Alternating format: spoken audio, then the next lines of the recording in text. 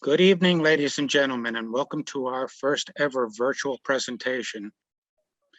My name is Tom Podolsky, and I am Vice President and Charter Member of Citizens for Sustainable Development.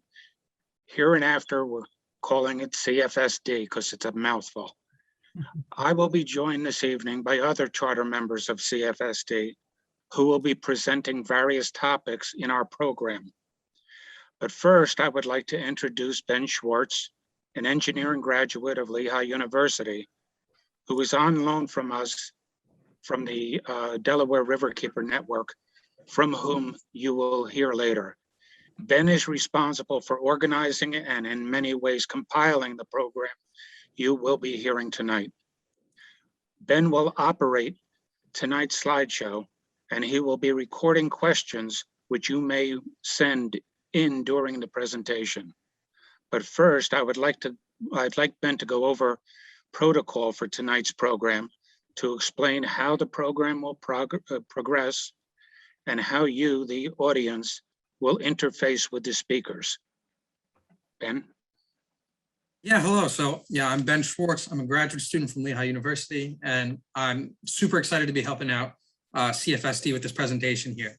So the way that it's going to work, there are a few different options that you'll see as a attendee of the webinar. If you have questions to ask the panelists, I will be collecting those at the end, and those will be answered at the end of the presentation. For you to ask the questions, you can use the Q&A feature. So the Q&A feature is the most direct way to ask all of us panelists your questions, and then at the end, I'll read them out. The chat feature is for you to discuss if you have something you would like to share with everybody that's important. We would love to hear from it, but during the presentation, we do ask that it not be used too much, as that can get distracting for everyone. And if it starts to be used too much, then I may have to shut it down. I don't want to have to do that. I think we'll be fine. This, as a reminder, this presentation is being recorded, so we will be sharing this out after the presentation is over, probably sometime tomorrow. We hope everybody has a good time, and I'm going to give it back to Tom. Okay. This slide presents the topics we hope to cover tonight. Each will be presented in the order outlined and will be explained in detail as they are introduced. With that, I would like to introduce Gail Howard, the founder of CFSD and our first president. Gail? Thanks, Tom. Hello there and welcome to you all. We're glad you're joining us this evening. Well, it was back in early 2019 that we suddenly learned a developer had bought a huge chunk of farmland on 519, and that he had plans to build massive warehouses on that property. So our reaction was like, whoa, hold on a minute here. We rallied concerned citizens and packed the White Township's meeting room and hallway that March to hear David Jaindl describe his plans for that property. And we thought, oh, heck no, and we still feel that way. An organizational meeting was held at our local bowling alley, and Citizens for Sustainable Development, CFSD for short, was born, dedicated to raising awareness of development projects inappropriate to our rural region. As we rallied residents, attendance at township meetings grew to such a point that the school gym had to be pressed into service as White's meeting location until COVID shut down in-person events. Now that meetings are held again in person, we strongly encourage you to attend as a visible and vocal force for our officials and as visible opposition to the developers. We established a Facebook page with over 1,400 members now and a website to publicly communicate events and information on township's meeting as well as our fundraisers. In early 2020, we held a large informational meeting at the Mountain Lake Fire Company that was very helpful. And today we welcome you to this update via Zoom. In 2019, we created a petition that volunteers helped to circulate, recommending that White Township change the zoning and land use policies. Over 7 pounds of those signed petitions were presented to the White Township officials, inspiring their formation of a subcommittee that drew up a new master plan amendment, which was passed in December of 2020. This very important amendment changed zoning to expressly prohibit future warehouse complexes from being built. We have the good fortunes that we have truly wonderful volunteers working with us. And a member of CFSD's executive committee is an engineer able to understand and discuss the technical issues that are so important to this proposed mega warehouse development. We're happy to be partnered with the New Jersey Highlands Coalition and the Delaware Riverkeeper Network, as we benefit tremendously in their invaluable legal and technical expertise that our fundraisers help to support. But we're not done. As you will learn through this evening's presentation, our fight to save our beautiful countryside and protect our healthy, safe quality of life continues. Please continue to attend the White Township meetings. That's very important. Become a volunteer and work with us. Contribute to our defense fund, because together we can do this. Thank you. Tom? I have been intimately involved with the Jaindl project since April of 2019. Yes, CFSD has been actively fighting this project for more than 2.5 years. Many participants in today's presentation are as familiar with the project as I am, but personal interaction tells me that some in the public are not aware of the size and scope of this mammoth project. Some do not even know where it is. I hope to bring everyone up to date. Ben?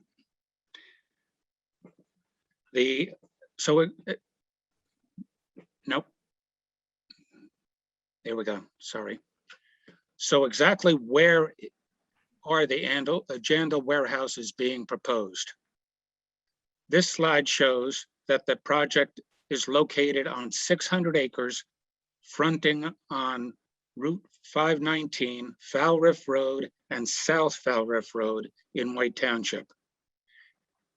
Those of you familiar with the area, if you're heading south on 519, it is just past the Warren County Administration Building, behind the Bell Pike Bowling Alley, and across from Zeke's Eatery. It is situated almost 12 miles from Route 80 and 11 miles from Route 78 in Alpha. Unlike other warehouse projects in the Lehigh Valley and in Warren County, it is not near any highway. In fact, all of the traffic generated by this project must, and I emphasize must, use Route 519 going either north or south to access the interstates. For the most part, these routes are residential in nature.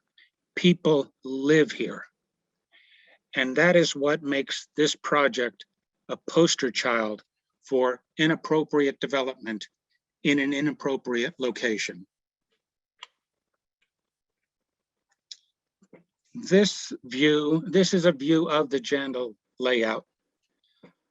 To the right is phase one, the smaller building consisting of 800,000 square feet. Phase two is to the left.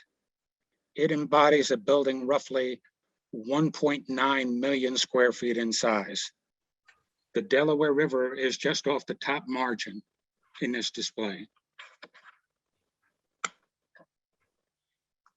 It is hard to convey just how large this project is. This slide shows an outline of the entire town of Belvedere, which contains 900 acres in its entirety. In this slide, Ben has superimposed the outline of the Jaindl holdings, totaling 600 acres, to help everyone understand the size of this project. So how big are these buildings? Well, the largest is 2,900 feet long, over a half a mile long. By necessity, it is flat, but it's being cut into a rolling terrain. The cuts will be as deep as 52 feet, largely in limestone rock. That 52 feet is the height of an average 2-story home. The buildings themselves will be 65 feet tall. And in total, the buildings will contain 2,659,000 square feet. For all you football fans out there, that's equivalent to 61 football fields. The largest building is 1.9 million square feet. It will be the 7th largest warehouse, not only in Warren County, but not only in all of New Jersey, but in the entire United States, right here in rural Warren County, right here on residential 519, right in your backyard. So what's the problem, you may ask? Well, one of the issues is traffic, and plenty of it. In this slide, we have colorized the site plan elements that directly contribute to the traffic load, which will be generated by the Jaindl project. Automobile parking is depicted in green. There are 1,500 parking stalls. 1,500 parking stalls. And again, because of the scale of the drawings and the scale of this display, you may not understand what 1,500 parking stalls look like. Of course, not all of these will be utilized at once, since during shift changes, you may have 700 cars coming in, but an equal number of cars leaving. In blue, right up against the buildings, are 547 loading docks for tractor trailers. Testimony by Jaindl indicates that a truck can enter the site, unload, reload, and depart in as little as 2 hours. Imagine the potential throughput of trucks that this facility can support. In orange are 913 storage trailers. Storage for what? The applicant hasn't told us. The possibility is that these trailers may not even be affiliated with the daily operation of the warehouse itself. Again, however, the scope of this element is almost beyond comprehension. Laid end to end, these storage trailers without cabs attached would stretch 36,600 feet in length, almost 7 miles. So let's look at what the Jaindl experts are saying about traffic. Here are some statistics of the project. They say 1,200 employees, but during holidays, this site could be maxed out, limited only by the number of parking stalls. 1,500 stalls, 700 cars in, 750 cars in, 750 cars out, each of 3 shifts. Using figures published by the Institute of Transportation Engineers, this type of warehouse could be expected to generate 3,900 vehicle trips and maybe even more. By comparison, the traffic count in 519 in Hope clocked at a total of 4,900 vehicle trips a day. The Jaindl load would represent an 80% increase at a minimum. In Harmony, a 2015 NJDOT study counted 9,800 vehicle trips a day. The Jaindl volume would represent an increase of 40%. And what about trucks? ITE suggests this project would generate 1,260 truck trips a day. A recent count through Hope recorded 714 heavy trucks per day. So Jaindl would represent an increase of 174%. The 2015 count in Harmony suggests that truck traffic would increase from 810 trucks to, or an increase of 155%. I want to emphasize that this is a 24/7 operation. Trucks will be blasting past your houses at 3 in the morning every day. Remember, 519 is predominantly residential. So the question is, can our roadways handle the expected traffic? Here is a repeat slide, but it shows what Jaindl's experts are indicating as far as the need for signalization to prevent certain intersections from failing under the load of the warehouse traffic. They project that traffic lights will have to be installed at Strikers Road, at Foul Riff Road, and at Belvedere Roads, Route 620 leading into Belvedere. I have added signalization of 519-21 intersection in hope, since Jaindl has failed to study this intersection. 4 new traffic lights because of one project. What will that cost? We will explore that later. Another issue of this project that I need to talk about is Karst. You may have heard the term, but what is Karst? Karst is a type of topography that forms from the dissolution of underlying carbonate rock. It is characterized by underground drainage systems, surface drainage subsidence, sinkholes, and caves. This slide shows that the Jaindl site is completely underlain by carbonate rock. The orange colored band is the lower Beekman Formation, and the lighter colored band is the Allentown Dolomite Formation. So the potential exists for sinkhole formation geologically. In fact, we have evidence that sinkholes have occurred on this site in the past. But what about the future? We have the geology in place. All we need is the water. This slide shows elements of the Jaindl plan, which can promote the formation of sinkholes. There are 4 detention basins designed intentionally to recharge groundwater. Those are outlined in blue. So we're currently 135 acres of rainfall currently seep uniformly over the ground, over the agricultural fields. In the future, these 135 acres will be concentrated into one of these 4 detention basins. State code strongly recommends that detention basins like this in karst areas be lined.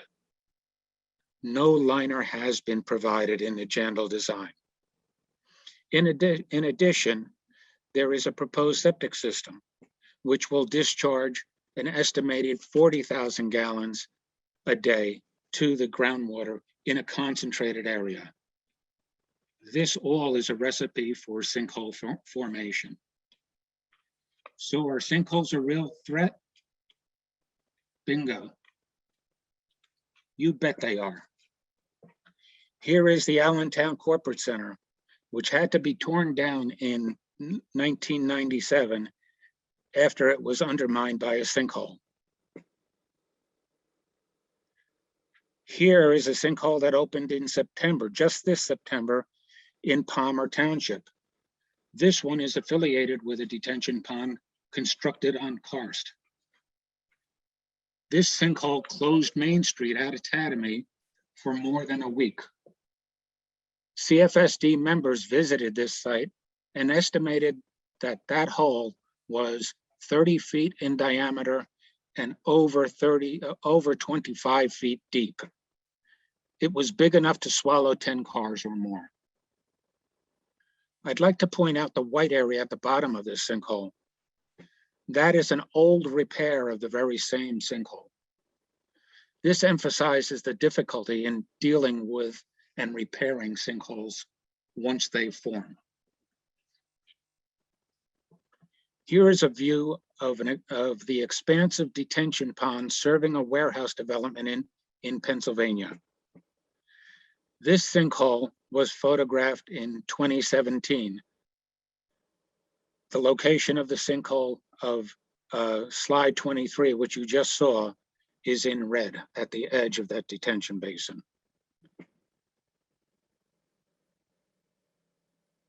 My mouth just dropped when I saw this aerial photo. Here is the same detention pond photographed in the year 2020. This new sinkhole in blue measures 75 feet in diameter.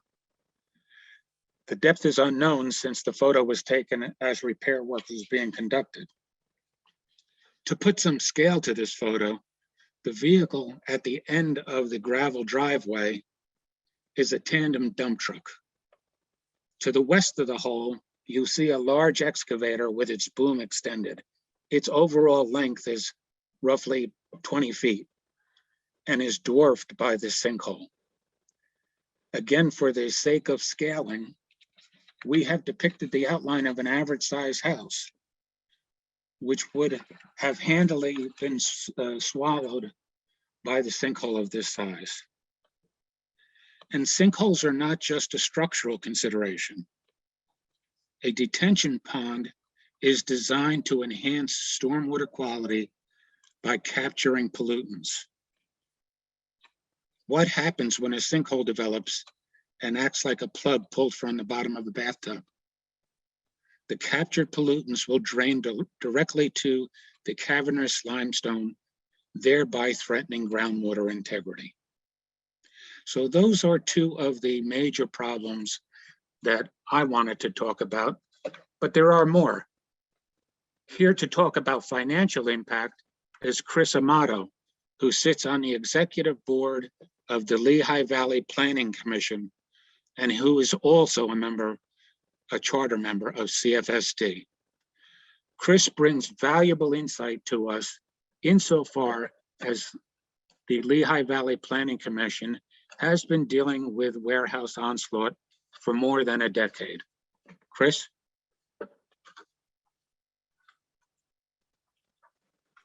Hello, everyone.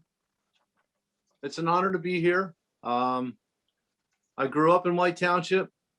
My dad was the chief school administrator at White Township School.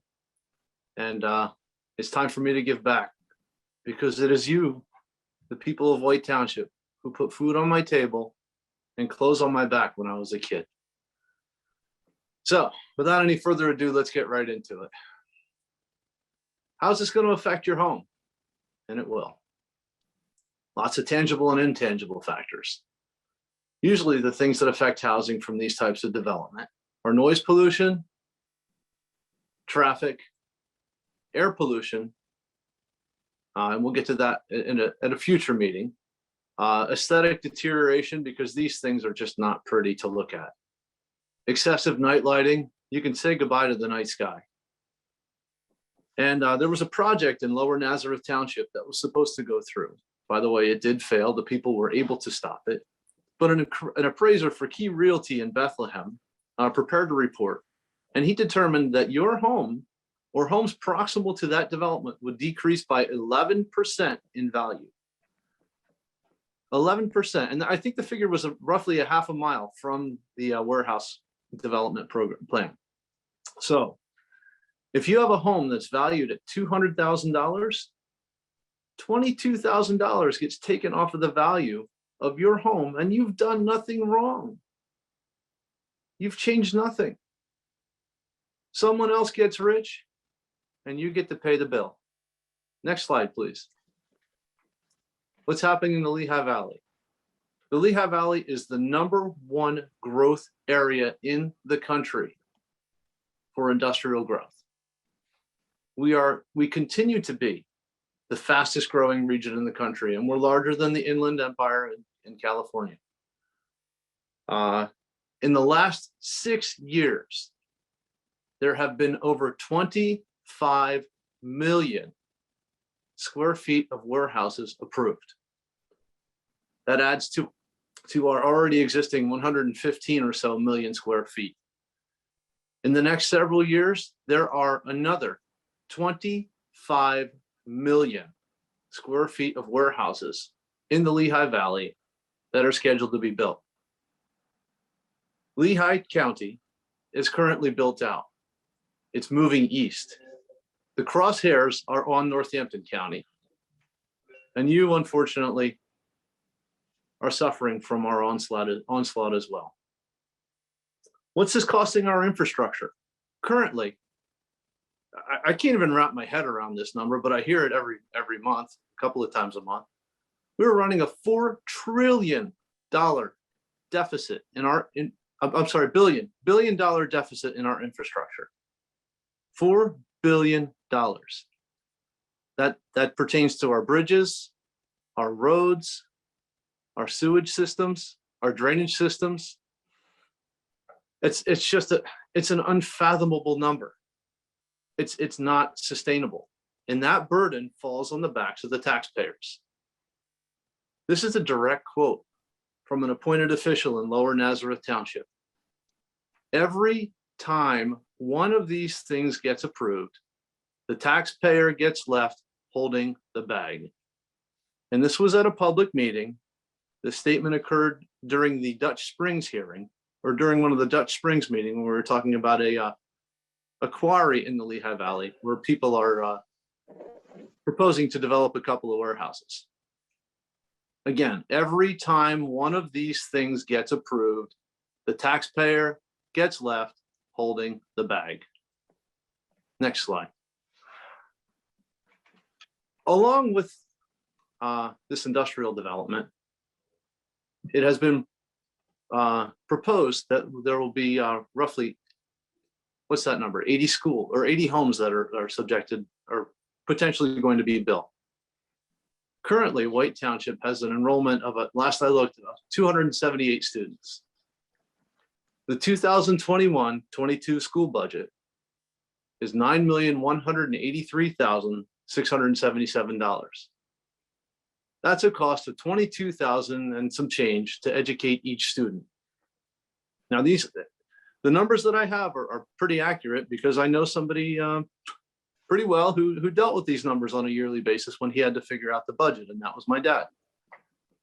The estimate that they use when a school district goes to figure out the budget is that each home that gets built will produce 2.5 children that will enter the school.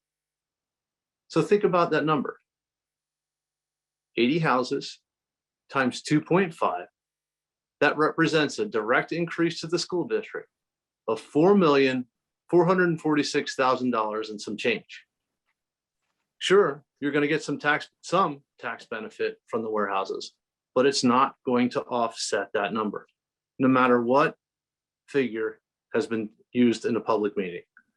You are just not ready for this rapid industrialization in White Township. You have something really special there. You got to hold on to it. Next slide. A fully loaded tractor trailer weighs 80,000 pounds. That's 2,000 elephants.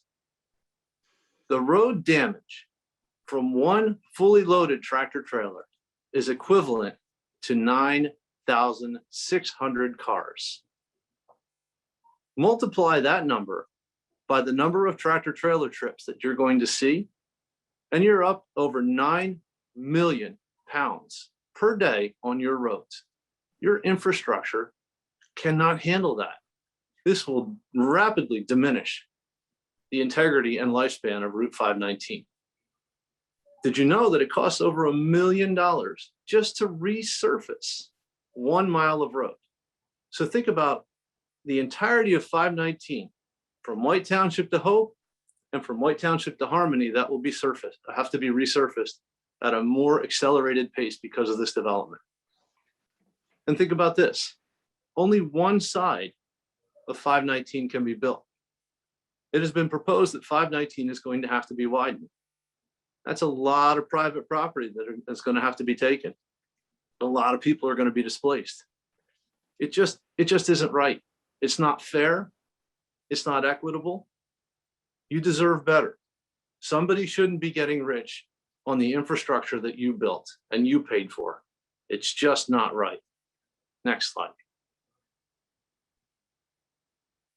So there's going to be an intersection that's going to be installed, or excuse me, a signal that's going to be installed at 519 and Foul Rift Road. The total for that is, what is it? $500,000. At any rate, just multiply that number times 4, which is going to come out to $200,000, or I'm sorry, $2 million for signalization on Route 519. Jaindl's share is going to be $274,000. So the cost to you is $1,726,000 plus the cost to widen Route 519. Somebody's going to get rich and you're going to pay for it, and it isn't right and it isn't fair. Next slide.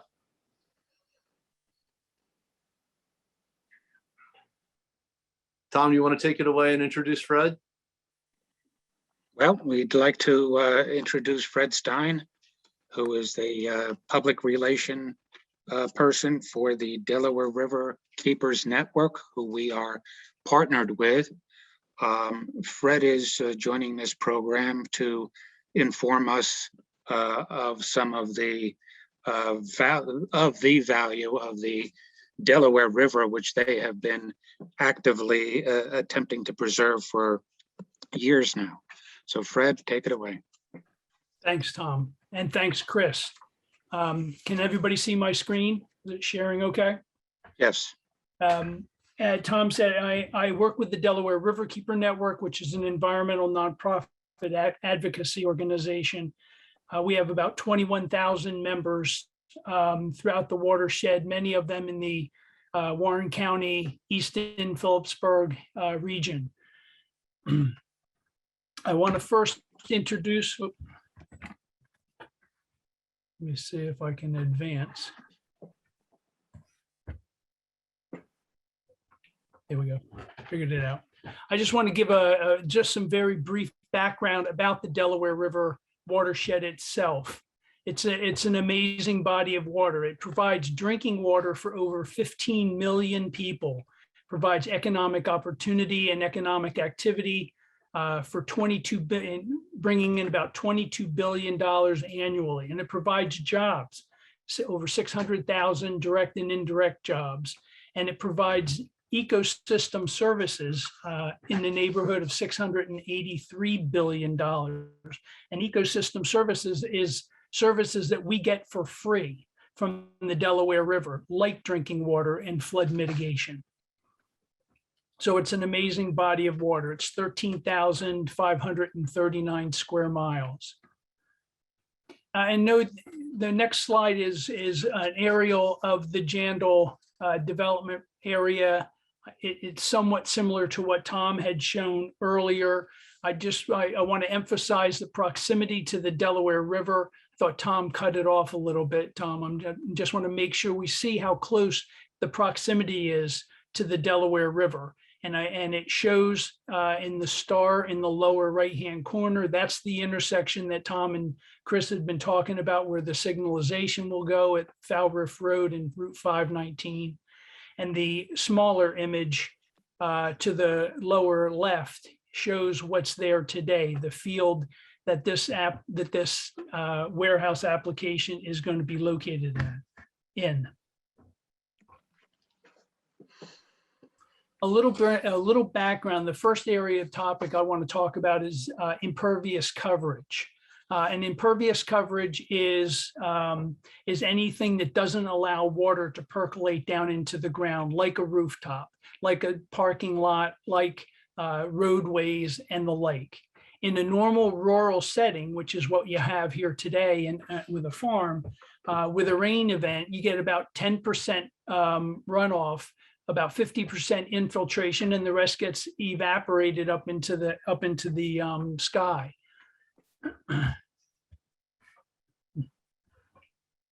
Under a general or a normal development project area, it changes things. The hydrologic cycle changes because now you have many rooftops, you have parking lots and roadways that intercept that rainwater from percolating down into the ground. So you get 55% under normal circumstances. Instead of just 10% runoff, you get 55% runoff and only 15% infiltration. This is under normal conditions. This is under a normal land development. Well, what Jaindl is proposed, so the point of this is that the greater the development, the greater the impervious coverage, the more stormwater runoff you have exiting the property, not going down into the ground and percolating in, where it's recharging groundwater, maintaining base flows to local streams so they stay healthy, including the Delaware River. But what Jaindl is looking to develop is in his phase 1 project, he's looking to cover over 47% of that land area, 47% of the acreage, which is now farmland.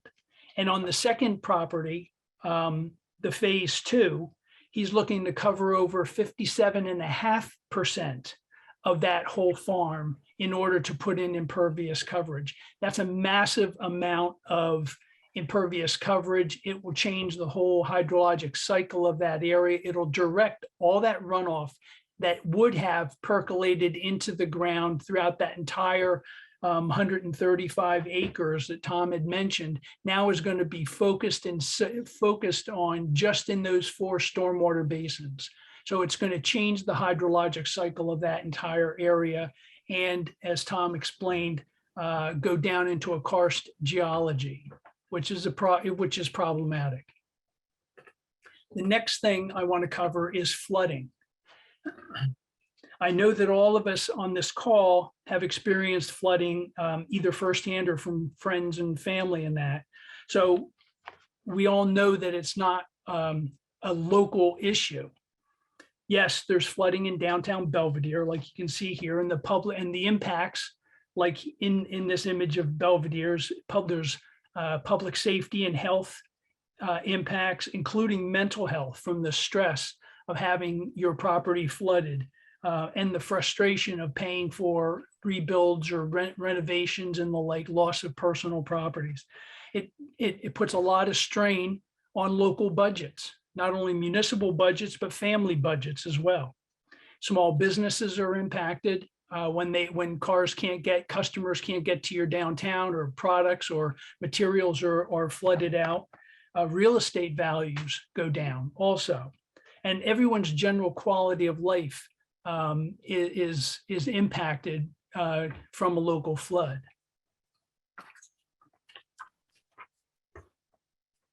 But flooding, as we know, is a much bigger issue. Due to climate change, it's worsening as we've been made aware of, not only with our own eyes, as well, but also with research and reports from credible entities like the National Oceanic Atmospheric Administration, NOAA, the Department of Defense, the Army Corps of Engineers, the state of New Jersey, Rutgers, Princeton, universities, and the list goes on and on. Fluvial flooding of rivers, a river is a fluvial body of water. According to NOAA, because of climate change, flooding is becoming more frequent, and the storms and the flooding is becoming more intense. Further downriver, how we develop the land in Warren County, and there are people on this call I know from Phillipsburg and Upper Mount Bethel Township and throughout the Lehigh Valley. As we develop that land, it has impacts not only in our own backyard in Belvedere and our neighbors, but also on our neighbors downstream, like this image from Trenton, where we see just in early September of this year, residents were being asked to evacuate. So it's a watershed issue. It's a watershed problem. And if you go further down, down into Philadelphia, residents need to have sandbags lining the side of their houses, because every time it rains, where myself that live in the suburban community, I worry about, did I put my window up? You know, residents in Philadelphia need to wonder, do I need to run home and put sandbags in front of my house in order to keep my home from flooding? It was not that many years ago that the term climate refugee was referenced only when you were talking about third world countries like Haiti or Bangladesh or India. But today in Philadelphia, discussions are underway about how to help hundreds of families in what's known as the sinking homes, quote, the sinking homes, move out of harm's way. And this is not to say that the residents of Warren County or White Township or Phillipsburg, you know, their development in and of itself is causing these kinds of climate crises. It's the total and cumulative impact of these. But large projects like this warehouse development, as Chris talked about, like we're talking about with the Jaindl, where it's going to be the 7th largest warehouse in the nation, you know, these are major threats to downstream communities. Next topic is contaminated stormwater runoff. So I've talked about impervious surfaces where cars and trucks and tractor trailers are all going to be parked. We've all seen that. We've all been in parking lots. We've seen images like this every time when it rains, the oil and gas and antifreeze that gets dripped out of the bottom of cars flows down the hill. So what is in polluted runoff? That in this parking lot and in the Jaindl parking lot, all warehouses, there's petroleum product, you know, from gas and diesel and antifreeze and oil. The fact is that one drop of motor oil can pollute 25 liters of water. So it's significant. Even this rainbow hue that you see across this parking lot, when it gets into the stream, can have a devastating effect on the water quality and the wildlife habitat, the aquatic habitat in that stream. Stormwater runoff also includes heavy metals from rooftop, the biodegradation of rooftops and roads and vehicle brake linings. Thermal pollution is a huge issue. Increased water temperature as water washes over a hot parking lot and goes into either a stormwater basin or directly into a stream. That heated water has a negative impact on the water quality because it reduces the dissolved oxygen levels of that stream.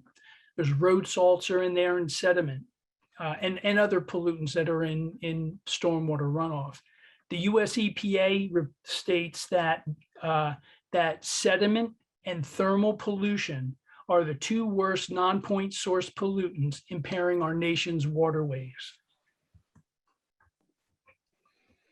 And trucking companies, I mean, and a trucking parking lot will have the same thing. The same kind of an impact. And yes, there are stormwater regulations that reduce how much of those pollutants will reach the river or into your groundwater, but it does not prevent it completely. And frankly, most towns and the developers that submit applications only require and offer to do the absolute minimum the state requires as far as stormwater management. There are better model ordinances out there and available that a town could adopt that would do a better job. And these are available by many nonprofit organizations and through the state. The Jaindl parking lot will serve thousands of trucks every day. All of the warehouses, all of those warehouses being built or already built in the watershed, the total and cumulative impacts of contaminated runoff all adds up. There's a misconception out there that warehousing is a clean, quote, a clean industry. That statement was actually made at a recent by one of the members recently of the New Jersey Planning Commission that warehousing was a clean industry. It is true that it's not the Bethlehem steel of old, with its smokestack spewing out tons of soot and toxins and noxic fumes. But warehousing is very dirty. In May 2021, in the Lehigh Valley, it was reported that the Lehigh Valley had the highest childhood asthma rates in the United States, and that a study conducted by the National Resources Defense Council and the University of California, San Francisco in 2019 shows that there's strong evidence to date on causal link between diesel fumes and asthma, leading to them to conclude that there's a lot of sick people at the end of the tailpipe, especially children. So the air quality impacts of warehousing in and of itself shows that it's not a clean industry.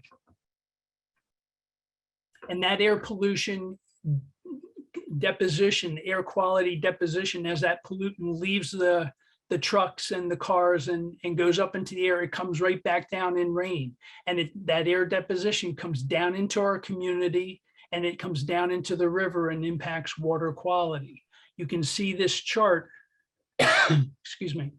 You can see this chart that heavy duty diesel trucks are the largest source of NOx emissions on a daily basis.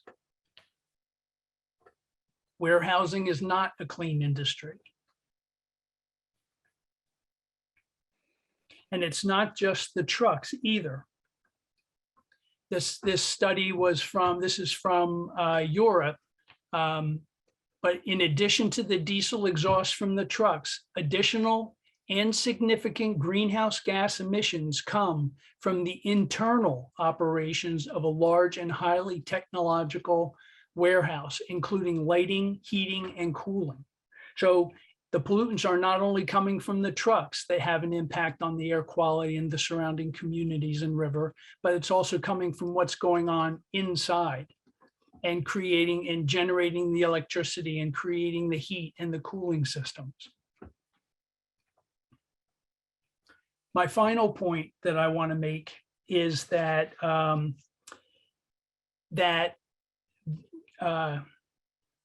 the jobs, it has to do with jobs and tax ratables, which is the promise that warehouse developers make every time they come in with a new application, and that many municipal officials repeat as justifications for their support of that development. But outdoor recreational industry offers an alternative. That's especially true when it comes to river towns like White Township and Phillipsburg and Upper Mount Bethel Township, all wrestling with warehouse proposals. I'm quoting here from the Outdoor Industry Association, which is a collaborative outdoor recreational stakeholders group. It's an industry group. Recreation, they quote, "Recreation is among the nation's largest economic sectors. Outdoor recreation powers a vast economic engine that creates billions in spending and millions of good-paying American jobs. When we invest in the foundation of the recreation economy, our public lands and our waters, there's a compounding return in the form of healthier communities, healthier economies, and healthier people." You can see this from this image. This is from a canoe trip right through Foul Rift, which is right where the Jaindl Warehouse will be sited. Instead of trees along the right-hand side of this, you'll see the tops of the warehouse, or at the very least, you'll hear the trucks beeping as they back up. If you go down when their lights are on, their parking lot lights, you'll see a glow through this highly popular paddling area. And from the water gap down to Regalsville, there's 37 miles. And my point is there's so much greater opportunity for outdoor recreation, not only on the river, but bicycling on the country roads, going to bed and breakfast. There's some great river towns like Belvedere and Phillipsburg and the like, and then across the river in Lower Mount Bethel Township. Riverton and that. These are great places to go for a Sunday afternoon or a weekend, etc. But how many warehouses will it take before people just say, you know what, I'm going to go someplace else. I'm going to drive a little bit further so I don't have to deal with trucks. The point is, there's a lot of opportunity here on the river. It may not meet dollar for dollar for the warehouse itself, but if you add in all the ecosystem services and the health benefits of of having this high quality recreation, it certainly is an alternative that needs to be considered. So that wraps up my presentation. I appreciate your time. Thank you very much. I'm going to stop sharing my screen now.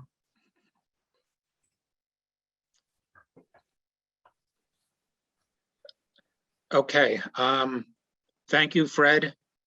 Tom Podolsky back again. I want to talk now about where the Jaindl application stands.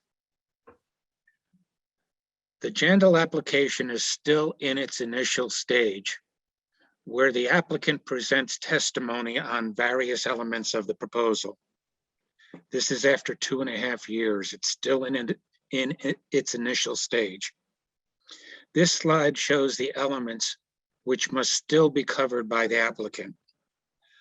While Jaindl has presented testimony on peripheral aspects such as landscaping and planning, it is amazing that after 2.5 years, they have yet to present an overview of the project, something which traditionally is done first. We don't know officially what this project looks like because they haven't presented it yet. At the October meeting, the White Township Planning Board finally demanded a presentation of the project overview. And Jaindl indicated that they would not be ready until December at the earliest. That's why we're not having a November meeting. And they even expressed some doubt that they might not be back in December. After the initial, after a project overview is presented, there are still many aspects of this project that need to be discussed. They include the overall site plan, which I just discussed, site geology, fire protection, sewage treatment, stormwater management, and the Foul Riff Road relocation. During this period, when Jaindl is presenting testimony, the public has the opportunity to query each of the experts, but not to make statements. So for 2.5 years, we've been sitting on our thumbs without the ability to make any statements, even though we may know some facts that are germane. At the conclusion of the applicant's testimony, the hearing will move into the public comment phase. Here, experts and individuals from the public will be permitted for the first time in 2.5 years to make statements and to present your own testimony. It may well be that you, the public, having lived in this area for years or even decades, know more than the Jaindl experts do. Maybe you will simply disagree with them. This is why it's important, and we emphasize, this is why it's important to attend the planning board meetings going forward. If you have not heard the testimony, you may not know what to ask. Beside the planning board approval process, Jaindl must also achieve a variety of state permits. These are listed in this slide. I don't want to go into what each one of them is, but a water quality management plan amendment is a big deal.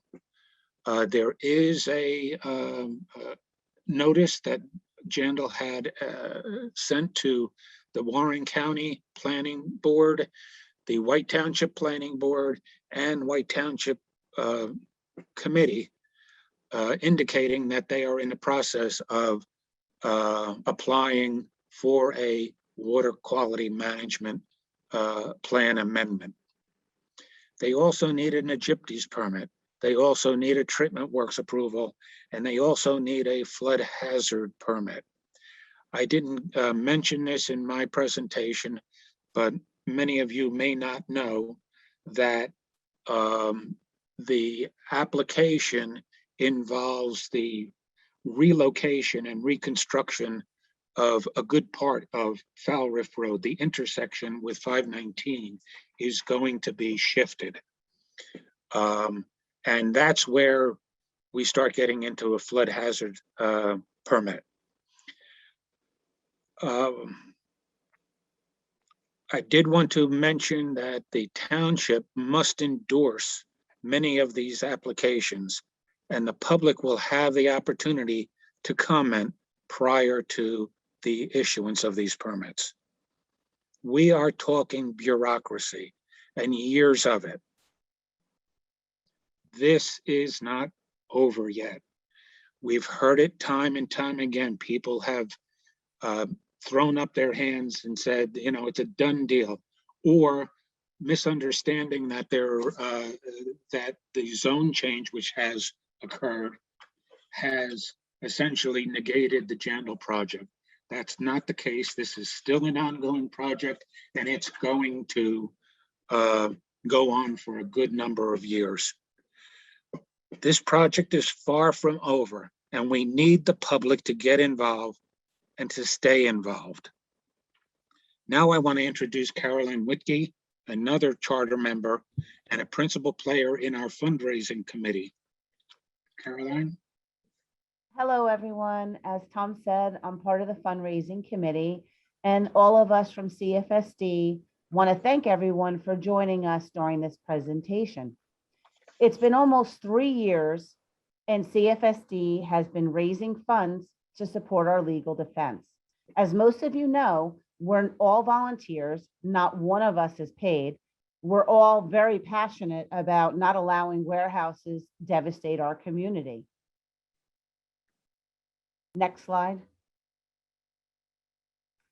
So what do volunteers do? We've been able to show most of the members of the White Township Planning Board that we need change by speaking out at our meetings. We keep people informed by hosting events at festivals, holding dinner galas, such as the awesome time we had at the Brook Hollow Winery. We've had online silent auctions, coin tosses.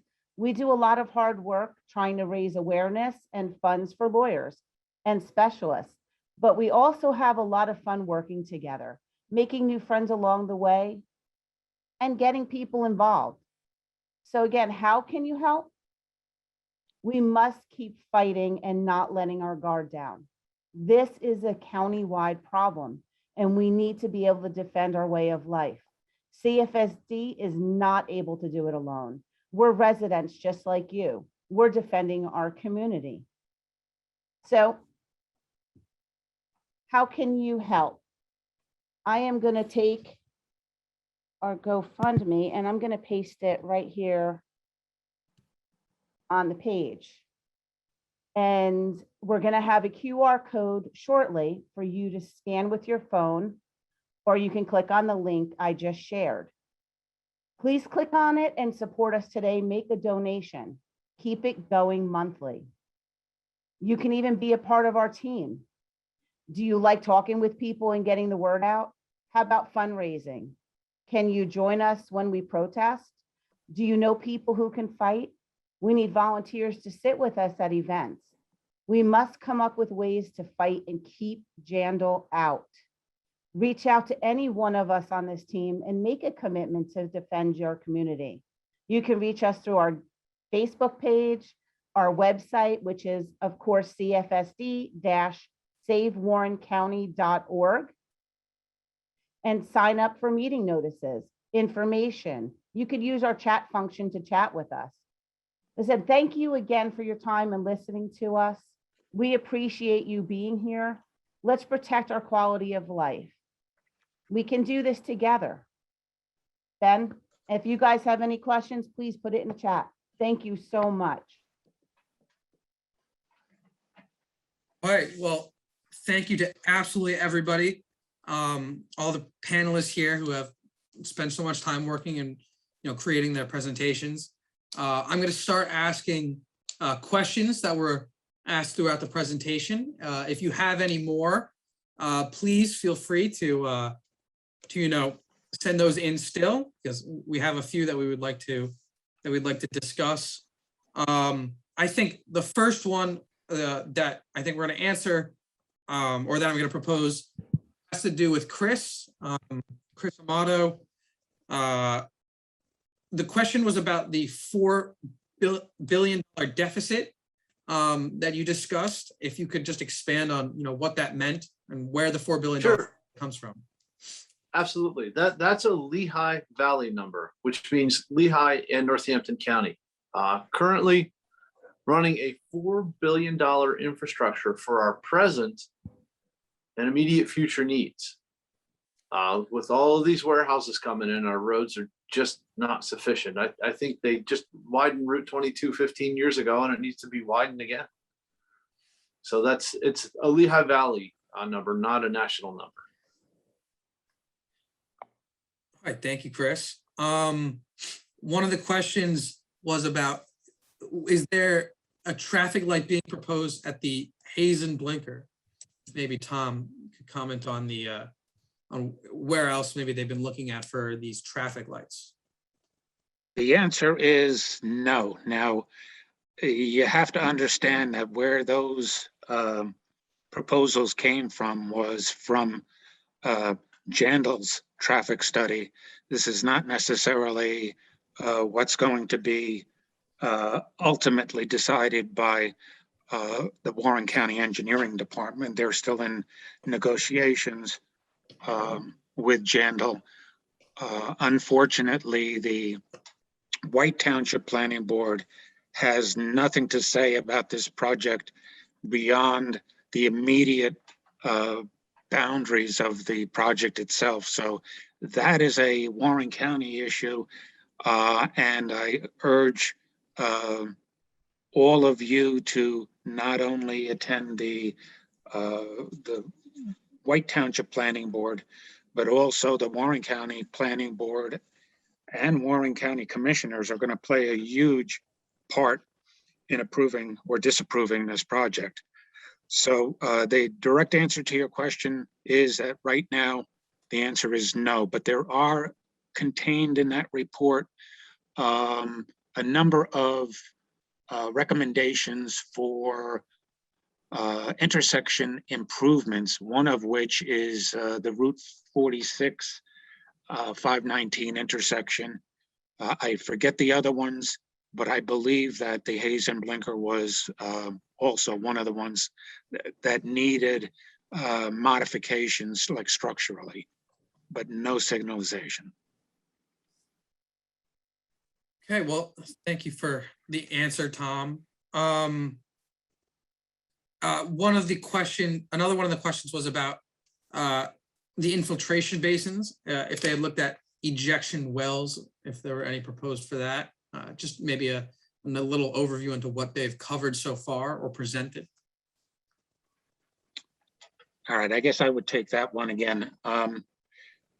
The current state standards for stormwater management, which just became adopted in March of this year, do require a certain component of groundwater recharge. In fact, the numbers that need to be cranked out during the engineering process have to demonstrate that the amount of groundwater recharge that is currently being experienced by that site needs to be preserved by virtue of intentional infiltration into the detention basins, into the bottom of the detention basins. So the idea of injection wells is not germane to normal engineering on the project. However, you need to understand that the pollutants captured by a detention pond are liable or to seep into the groundwater as well as pure rainfall, if you will. There is a concern over petroleum hydrocarbons for dissolved solids such as salt, which is going to be used on the parking lots.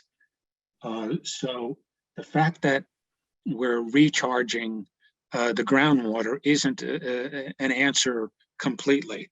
And I do want to re-emphasize something, and that is that the state in general wants a developer to recharge groundwater, but when it comes to a karst-prone area, they're suggesting that the pond should be lined. Now, how do you recharge groundwater if in fact you have to line a detention pond? So that's a question that Jaindl must still answer, but the direct answer to the question is no, injection wells are not part. All right, thank you so much, Tom. So there was a question about since this the question was, even though this is in the Highlands planning area, can the Highlands Council help stop this? And so we have Julia Summers from the New Jersey Highlands Coalition here, who wanted to talk a little bit about the proposed widening of 519 and has some points to say. Julia, are you here? I'm here. Hello, Julia, we can hear you. It's good to join you. So the Warren County is concerned about what the impact of zoning throughout the county that might permit warehouses might be on the county road system, and received a grant from the New Jersey Highlands Council to look at this issue. And they did. In fact, you can find that report on the Warren County website. But most particularly, it pointed out that 519 would have to become, if things go forward as are projected, would likely have to become a 4-lane road. The reason why that is particularly challenging for 519 is because 519 really runs down the division between the planning area and the preservation area of the Highlands, which means that 519 cannot be widened on one side of the road. It can only be widened into the planning area of the Highlands. And so that is two lanes plus 2 shoulders that would have to be widened into the planning area, which is the western side of 519. And a lot of farmland would have to be condemned. That starts getting very, very, very expensive. And you have no idea how we're going to deal with Hope Township, because a bypass around Hope will probably be very difficult. And getting 4 lanes through the middle of Hope will also be very difficult. All of this has dollar signs for county residents. This is a very challenging issue. It's not something that the county wants. Thanks. Thank you, Julia. Another one of the questions that we had was about it was about why the developer isn't required to pay for a larger portion of the infrastructure deficit. So maybe if somebody has a comment on, what is exactly required of these developers and why it may not necessarily be as much as being put onto the public. All right, I'll take that one. It's in the State Municipal Land Use Act, and the law came up with a concept called pro rata share. Now, if we had a clear cut situation, then it might be a little simpler than the Jaindl operation consideration. But let's just assume, using round figures, that there's 100 cars on a roadway right now, and that roadway is near capacity. And Jaindl comes in, or any developer comes in and adds 10 more cars. Again, I'm using very simplistic figures, adds 10 more cars to that roadway and is causing that roadway to fail. The formula that is used is that the developer is responsible for 1/10 of the cost of, let's say, signalizing the affected intersection. And that's the way the law has set it up. In Jaindl's case, it's a little awkward because he's contributing, in my estimation, almost 100% of the traffic to the Foul Riff Road intersection. And he has indicated that at his expense, he's going to foot the bill for that particular intersection. But then we get into all of the other intersections, the road widenings, the intersection improvements, and the pro rata share is the law of the land. So that's the unfortunate answer to your question, but please be aware that these are real costs to Warren County. Maybe White Township may get some tax benefits from the project, but anyone outside of White Township is going to essentially be footing the bill, as Chris said. Awesome. Thank you again for a great answer, Tom. So I'm going to show a question, hopefully, on live. Let's see. Hopefully you guys will be able to see this. It's a question from Charles Cole about how will UMBT, PA, and RPL warehouse project, if it happens, affect air pollution in New Jersey?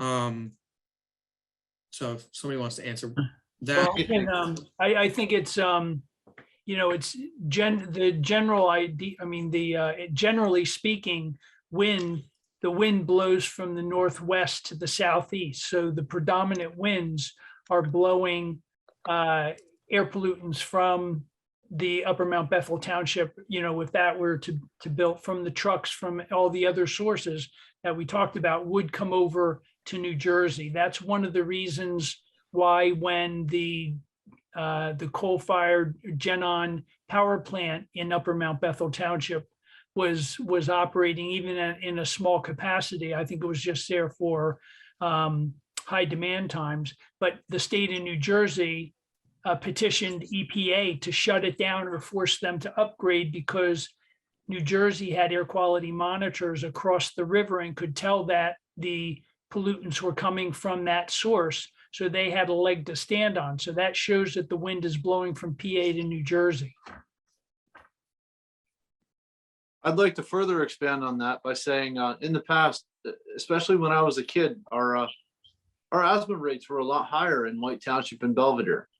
And then that particular plant that Fred spoke about closed, and the asthma rates have diminished slightly, according to what I understand. So what happens in upper Mount Bethel will affect White Township and Belvedere. Yeah, there's certainly a great deal of research that's been going on. In a great place to look at is the Inland Empire out in California that Chris had mentioned earlier, and the amount of warehouses there and the impact that has had on the air quality over in right outside of Los Angeles, which has, you know, the largest port in the country. You know, when we look at New Jersey and Elizabeth being the second largest port in the country, and the warehouses that are to come after that, we can only assume that the air pollution trends that we've noticed out there may become more probable out here. And so we have another question, sort of a combination of a few that we're asking about sort of what the White Township Committee, if they are in favor of this project of the warehouse development or not, and then sort of how the region in and of itself, inter-county relations, has been trying to push back on, Jaindl's proposal and sort of warehouses in general.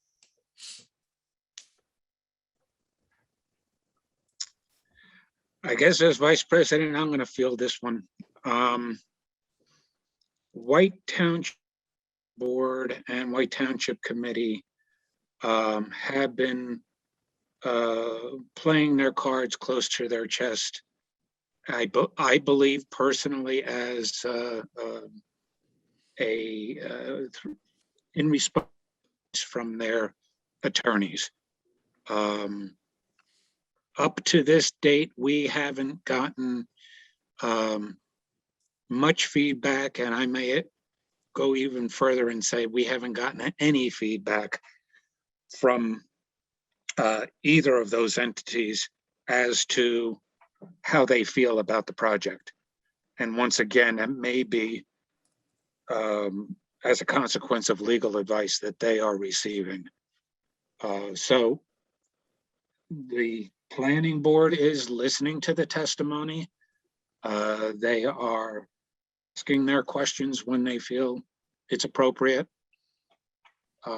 White Township Committee has not really much to do with the project just yet.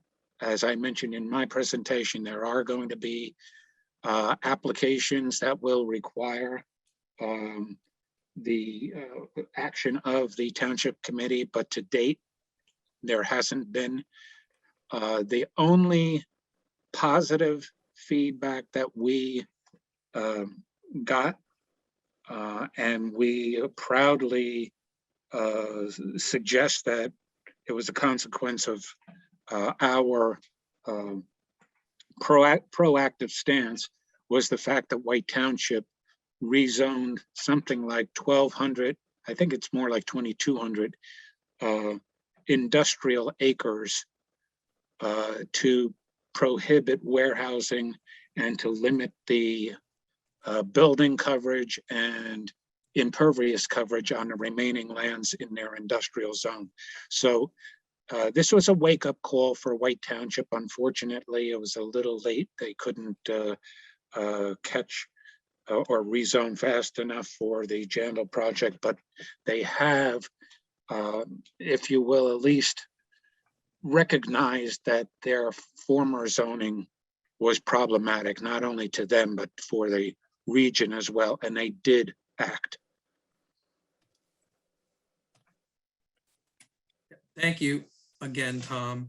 One of the questions was about if the planning board had commissioned a report on Karst and if that had been looked at yet. And then somebody was also asking if you could quickly explain what the zoning change was that you had mentioned that it kind of allowed, or that it happened after the Jaindl proposal. I guess that's me again. That's two different questions. Again, Ben, repeat one at a time, please. All right, so the first question was about the zoning change that happened in White Township. Okay. White Township has, I wish I could say had, but they have an incredible amount of industrially zoned land in their town. I had presented to the planning board a comparison of the amount of industrial lands in the various townships, and White Township by far had the greatest amount of industrially zoned land. And the problem with it, the problem with the old zoning was what we're now facing with the Jaindl application in that, and I may not be 100% correct on my recollection, but I believe that the old zoning permitted like a 65% impervious coverage in their industrial zone. I think the building coverage was 35%.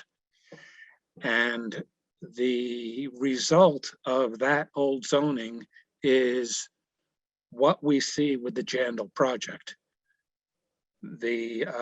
Fred had mentioned some of the impervious coverage that like phase 1 had. I think it was like 47%, and phase 2, 57%. That has been cut down. I think the impervious coverage now is 15%, and building coverage permitted in that zone is 5%. So this is a huge, huge reduction in the intensity of use in those industrial zones. They still have thousands of acres of undeveloped industrial land, but at least at present, it's not the same threat that we saw with the Jaindl project. Next question. And yeah, the other question was about if the White Township Planning Board had commissioned any report on karst. So if they had taken into consideration yet the geologic or geographic. Whatever. Geologic. I was an engineer. The answer is yes. But the way the planning process works, in fact, that study, I'm going to guess maybe 4 to 6 months old already. It's on file, but we don't get to hear it until Jaindl presents his expert testimony, and then, if you will, it would be like a rebuttal from White Township's geologic expert. So the answer is yes. I have read those reports. They are critical of the study that Jaindl has performed to date. And Jaindl came back criticizing White Township's expert. So that's where it stands. It's almost like a war of letters at this point in time, but there has been no public testimony on geology yet. Okay, yeah, that makes sense. That's great. One of the questions, again, a few of the questions have seemed to be about the ability to buy this land back from Jaindl and where that stands, if there's a group of people or nonprofits, if counties in the area in Warren County would be able to come together and purchase the land back. Is that a possibility, or is this sort of what we are standing at, looking at the just Jaindl project as it is? There's a key element in buying the project, and that is you got to have a willing seller. So Jaindl apparently is not in the mood to sell a project. He's spending a lot of money at engineering his project. So all indications are that he is not going to change his mind. He's going to plow ahead with this. There are other avenues that government agencies can take, but right at present, I don't believe that the purchase of that property is in the cards. Thank you again so much, Tom. One of the questions was also about if there's a time limit before this would be considered, would have to be considered a new application for Jaindl, which I think is in regards to the planning board. There's no time limit. Maybe what's being referred to here is there's a statutory time limit under which the planning board must act, or before which the planning board must act, and I believe it's 190 days. But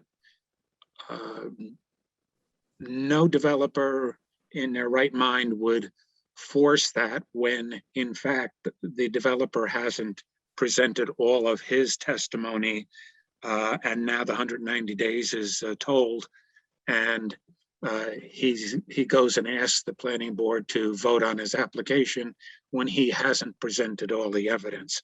So that's in part why you hear the term granting an extension of time at the end of each of these meetings. The applicant is granting to the planning board an extension of that 190 days of which to act.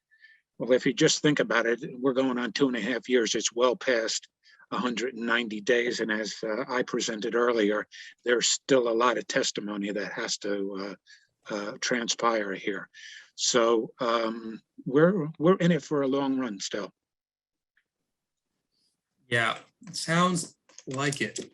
So one of the questions in the chat actually was about how more about CFSD in general, how CFSD was able to generate support, what types of professionals have been brought in to help build this case that and generate all the information that CFSD has, and just in general the creation of this group and gathering support from the local community, from a member or from a participant from Chesterfield in Burlington County who's facing a similar issue. I'm tired of talking. How about Caroline or Gail handling that one? Certainly. Hi, it's Caroline. Well, I could just tell you a little bit about how we just try to keep involved with people. I mean, we really do go to all different types of markets, festivals.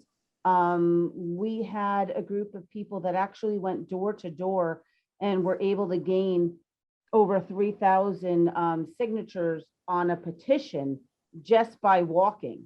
We really do to try to keep involved with everybody in our community to try to help us fight. And I hope that's what I'm answering the question to. Ben, if you want to kind of fill me in a little bit more, because I was kind of not in the room when you started asking. So that's all good.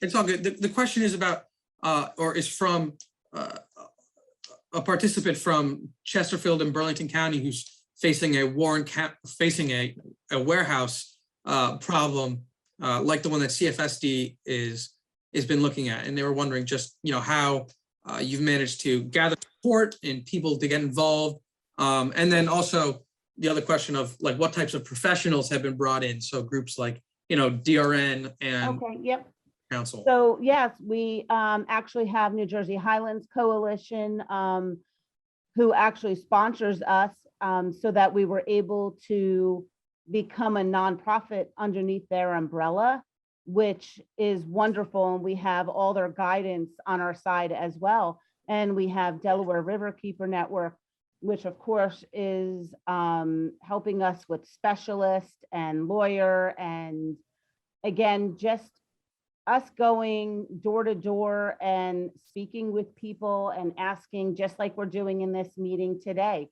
We're trying to make sure that people are informed, but also need to really step up and help, because without people being active in the community and helping, we don't get that far, right? So we have to stick together, and that's the only way that you win something like this.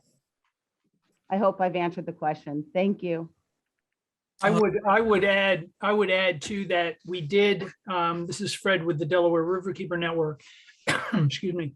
We did hire a land use attorney, a specialist land use attorney who works a lot with nonprofit organizations, and has been able to accommodate us in a couple of different critical times along the way, mostly with billing hours and stuff, always charging, but being fairly accommodating. And we also hired a stormwater engineering company, Princeton Hydro, and they're used to working with nonprofits, organizations, and are doing and being very tactical as far as when they come in. During COVID has been a real challenge. It's been a challenge, but it's also been a blessing too, because a lot of this documentation that they have to read every month now is online, and during COVID, all the meetings were online, so we weren't paying for driving, so that may change. So, but those two specialists, we did hire a traffic engineer to do a traffic study on 519 and what they expected the increased traffic would be. But I think the ace in the hole that CFSD has had is a civil engineer named Tom Badowski that has been like critically important. Like, he's made it so everyone in the community could understand what was going on, not just looking at these 3 by 2 foot size maps of engineering diagrams and stuff. Tom has been, so my suggestion would be in all the communities where warehouses are being proposed, there's got to be civil engineers that are residents that are just as upset about their quality of life being impacted, and to try and nurture a relationship with them, because that can be so critically important, not just for the community's understanding, but also helping to reduce the amount of time you need to go back to your stormwater engineer that you're paying for, and asking them for input. So that's what I would add that to Caroline's comments. If I may, I can't shut up tonight.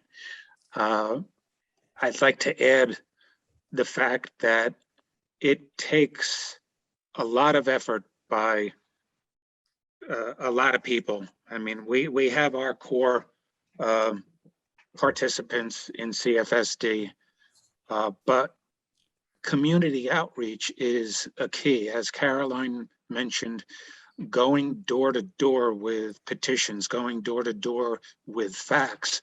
And more than that, I mentioned early in our program that we sponsored an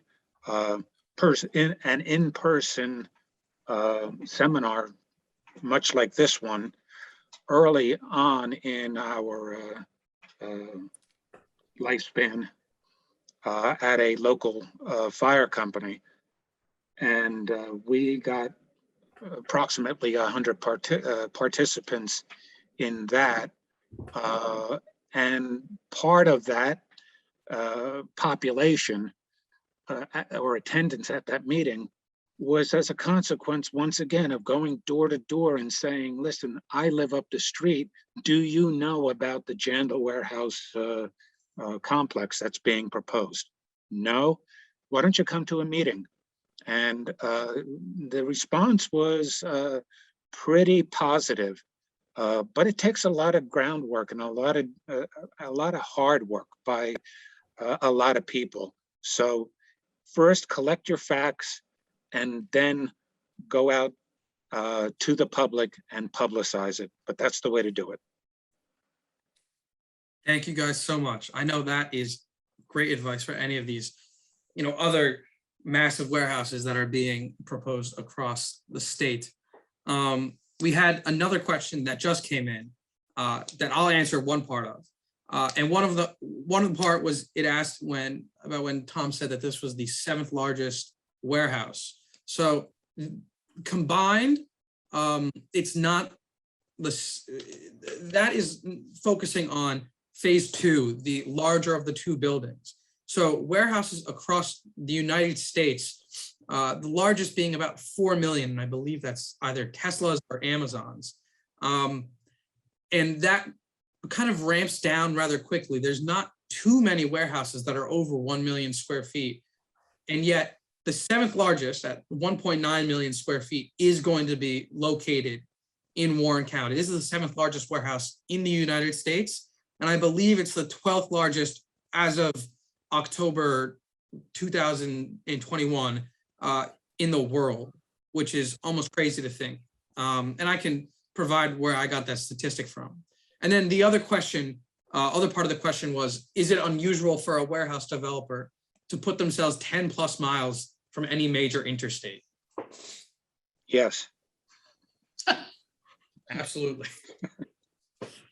Doesn't make much sense. Just physically, it's a lot more toll, especially on a 2-lane road. I mean, if we want to amplify on it, once again, maybe Chris can chime in, but the development pattern in the Lehigh Valley is what is a precursor to what we are about to see in Warren County. Maybe Chris, you can answer the question. How many of the millions of square feet of warehousing in the Lehigh Valley are 12 miles from an interchange? 0, none, zilch, zip. And what I'm seeing is that the ones that are farthest away from infrastructure, they're vacant. Nobody's using them, but the demand is still there. And the people of White Township and Warren County are still being brokered like a commodity. You're not people to these people. You're a labor force and you're a tax base. Sorry, it just is what it is. Yes, not the best.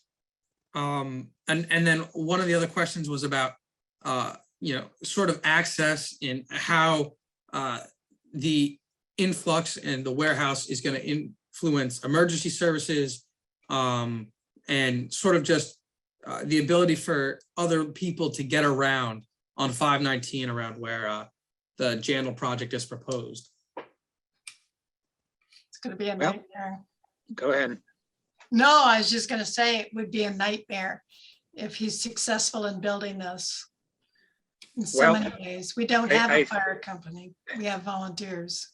I'll respond to that by saying that kind of question, exactly that kind of question, is what should be posed to the Jaindl experts at their public meeting, because the last time we heard from them in October was a dissertation on the economic benefits of this project, and they went into how much positive financial impact there was going to be, and as Chris has pointed out, essentially, let's put it mildly, there's a difference of opinion as to whether there is going to be for example, an impact to the school budgets and whatnot. I stood up at that meeting after they said there was going to be, I forget the number, several thousands of dollars annually net benefit to White Township. I asked them about the lack of a police department and a lack of a fire department, and how much that was going to cost White Township on top of the cost that they outlined. I directly asked how much a police department was going to cost, and the expert didn't know. So there's your answer.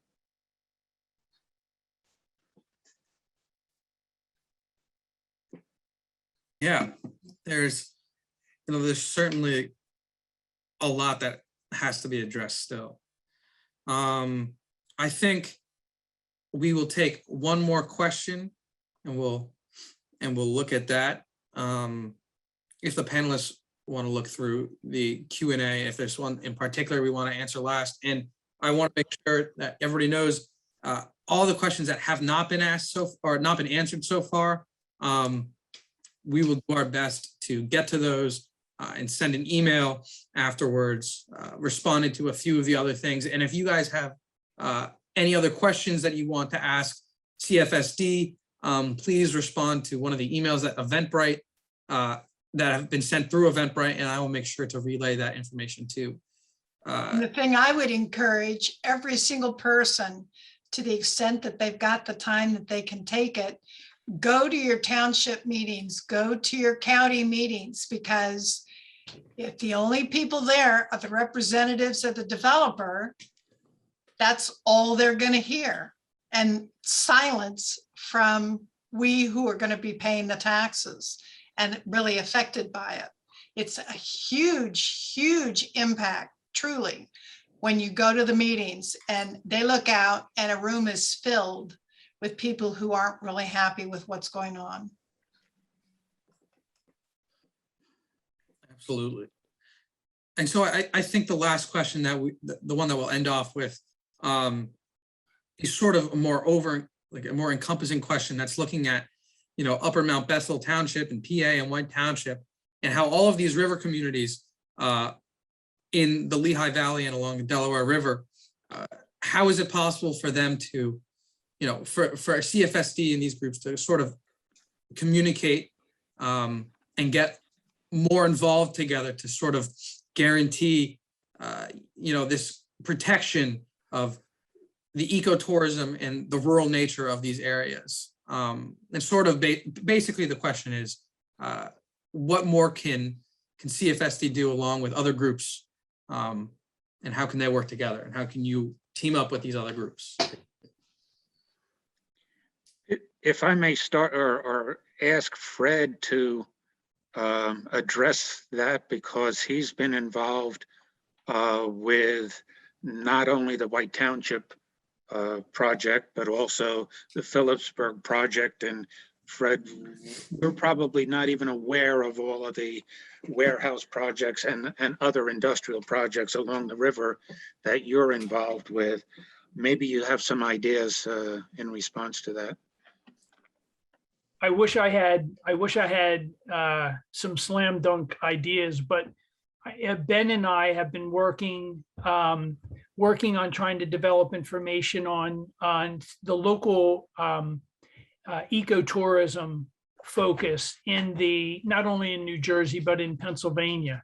And we've reached out to park directors in Northampton County and DCNR in Pennsylvania, and the state of New Jersey Parks and Forestry. And there's a lot of conversation that they recognize that this sort of what's called return on environment is like, if you protect these areas, the roadway from the Belvedere Bridge up through Riverton, all the way up into Portland, Pennsylvania, right past where the Upper Mount Bethel Township monstrosity of the warehouses will be cited. I mean, that is like a bicycling road right out of a Vermont movie set.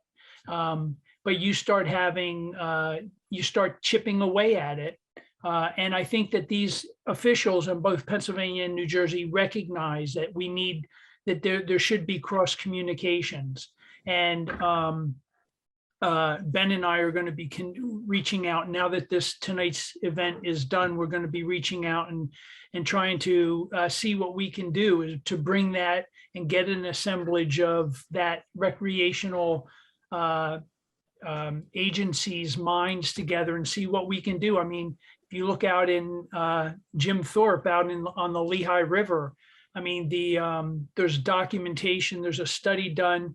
It's called on Carbon County's return on environment, and the biggest promoters of that was the Better Business Bureau, or the Chamber of Commerce rather. They recognize that there's a tremendous amount of tax rateables coming in when you have whitewater rafting and cycling, and all these jobs are being created all summer long, and educational opportunities. So the same can be done in the lower Delaware Wild and Scenic Reach, where there's just a tremendous amount of natural resource. But again, if you're chipping away and dropping these big million square foot boxes, and trucks are driving around, and if even only a few of them are going up through Hope Township or going up along Riverton, that degrades that experience that people are willing to pay money for.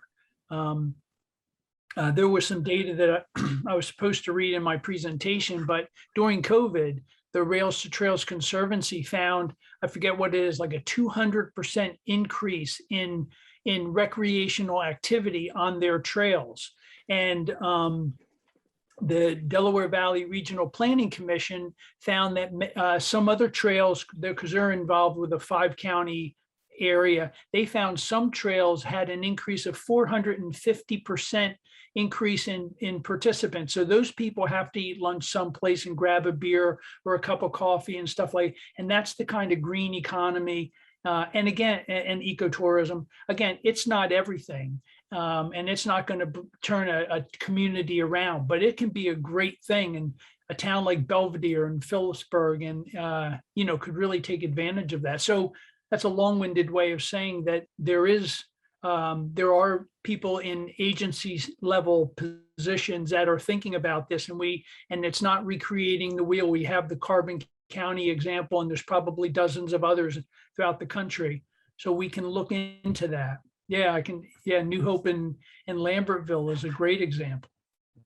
And one of the things that I think is very important was when we were at the New Jersey Planning Implementation Committee, that they had a recent meeting about warehouses. And one of the things that I noticed, or that was noted right at the start, was there was many more people that showed up, nearly 60 people in attendance at that meeting, which they said was way more than they usually get, which is evidence to show that these warehouses are a big issue. And it's going to be a big issue in New Jersey, and it's coming over from Pennsylvania. And the issue of specifically the Jaindl Warehouse almost seemed to be incredulous to one of the members of the committee when it was brought up that 1,000 trucks a day were proposed to be going to a 1 million square foot warehouse facility over 10 miles from the nearest interstate. They seem like that couldn't have even been possible, when evidently that's what's being proposed right here. So, there's a lot of commitment and a lot of groups that we're going to look to get together. Cfsd and the DRN and the Highlands Coalition are doing what they can to bring these groups together and address these issues to make sure that, New Jersey, all the way from the local level to the federal level, has the action and the policy needed to create warehouses in sustainable locations that aren't 10 miles from the nearest interstate right along the Delaware River. All right, Tom, you want to close us out? Well, if I haven't put everybody to sleep this evening, it was a very enlightening evening and presentation. I hope that all of the guests learned something. I hope also that you'll take the opportunity to reflect on our presentation and what we've been trying to do for our community. It's not my community, it's our community. And join us. You'll see some of our newly designed signs out there, which read "No White Township warehouses, join the fight." And that's what we need. We need fresh faces. We need to get back after COVID. We need to pack the White Township Planning Board once again, as we have in the past, with 250 people in the audience. We can do this. And as a community, we have to do it. It's the only way to fight this warehouse and to make the people realize that it's not going to happen. So I thank everyone for joining us this evening, and hope to see you in person. Thank you.